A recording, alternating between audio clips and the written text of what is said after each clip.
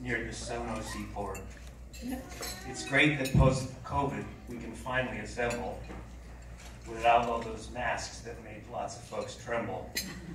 With nervousness, rage, compassion, or fright, depending on whether you swing left or right. Delayed but not canceled, let's give Steve his due through a poetic slapdown, not one bard, but two. Our matriarch Martha spins poems in prose, and as I'm the least lexically challenged of the bros, it falls to us two to engage in a roast. It won't be that bad, think it more like a toast. Mom will tell stories of her second-born child. My part, you'll excuse me, will not be as mild. You take it from here, Mom, and I'll take a strike. When we get to the end, we'll see who drops the mic.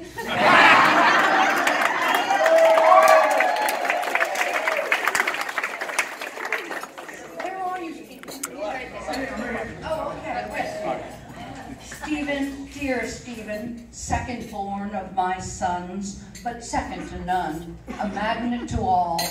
We've been held in his thrall since he was barely age 1. A pack leader in grade school, sports captain in high. When it comes to excelling, Steve is a guy who outshines us all. If you're looking for leadership, give him a call. But this is Mom talking, who's biased and proud. Take over now, Carrie. Get us laughing out loud.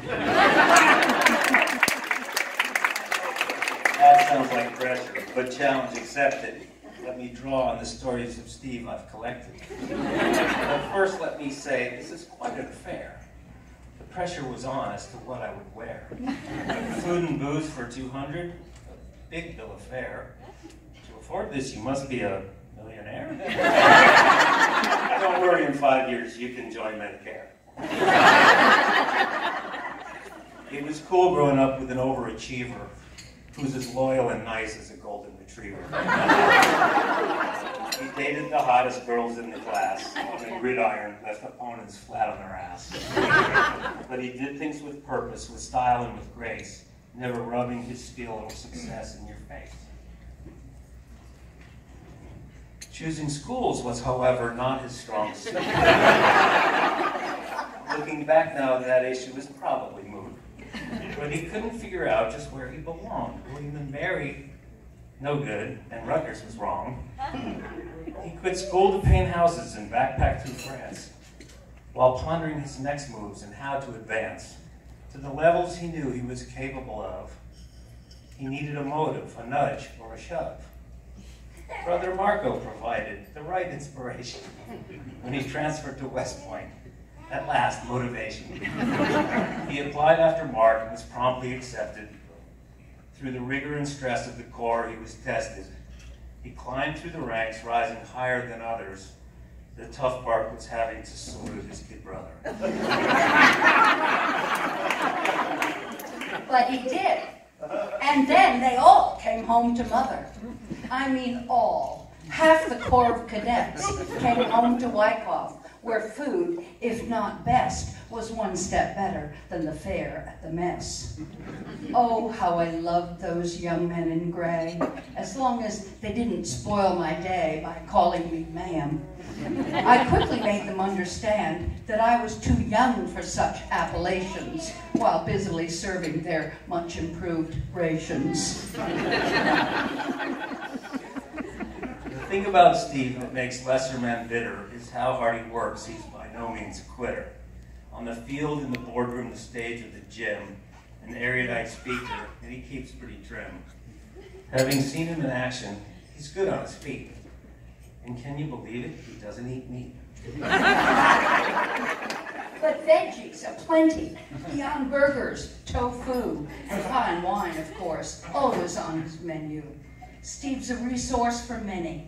If you're looking for guile, he doesn't have any. No fast talk or wiles, no slick double dealing. You can come to this guy with your troubles for healing. But lest too grand a portrait I paint, here's Carrie back with a bit more restraint. Restraint?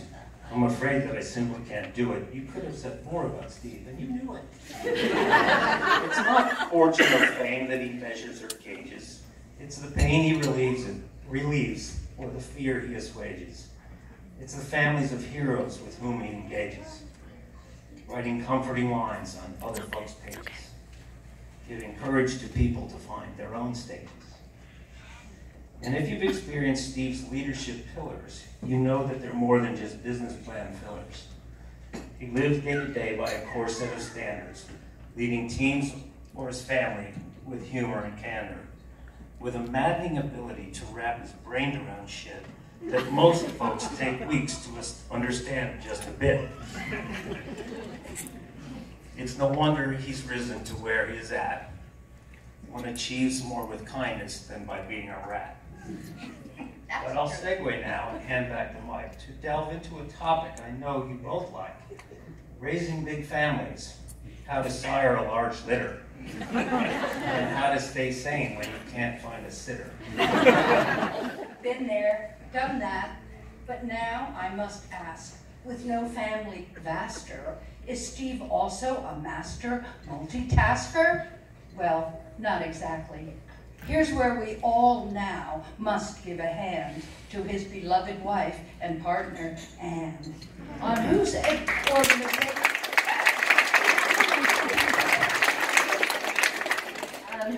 organizational skills Steve depends. Case in point, this wonderful party for friends and huge clan. So I think we should wind down this poetic duel, and I've got to head to the bar to refuel. There's a lot more to say about my brother Stephen, but I fear if I do, he may want to get even. So, a toast to my brother, all dapper and sporty. Clearly it's true, 60 is the new 40.